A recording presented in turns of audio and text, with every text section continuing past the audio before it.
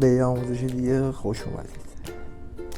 برای ثبت نام در سایت طلاییم میتونید اول سرچش کنید یا در قسمت توضیحات همین ویدیو روی لینکی که براتون گذاشتم کلیک کنید. خب من همه توضیحاتو براتون هم میگم هم مینویسم. برای ثبت نام اول باید داخل سایت طلاییم وارد بشیم.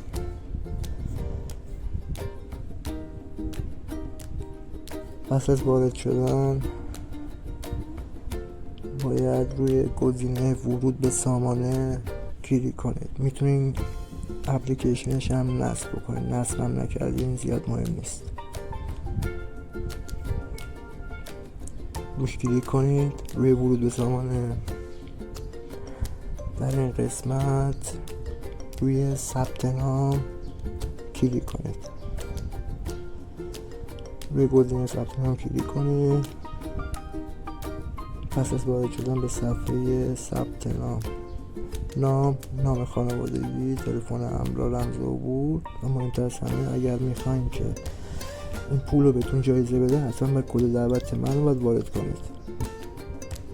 خب ثبت نام من کامل شد. میبینید من تا چند نفر دعوت کردم، 180 تومن جایزه داره. خب بذاریم روش برداشتش هم بهتون یاد بدم. روی خرید روی فروش باید کلیک کنید. روی 3 نقطه رو 3 خط رو کلیک کنید. این اول بهتون نشون بدم. بالا روی 3 خط کلیک کنید روی فروش طلا.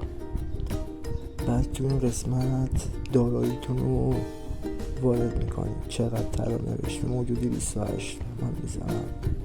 فروش رو بزنید، تایید فروش. خب اینجا روی گزینه برداشت وجه کلیک کنید. این اسمسش هم برام اومد. خب از اینجا باید به قبلش و شما کارتتون رو داده باشید.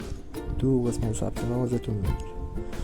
خب اینجا من میزنم ثبت نام. خب پول من برداشتم. این چند دومین برداشتم هست. امیدوارم که این آموزش به درتون بخوره عزیزان ویترین. امیدوارم که استفاده کافی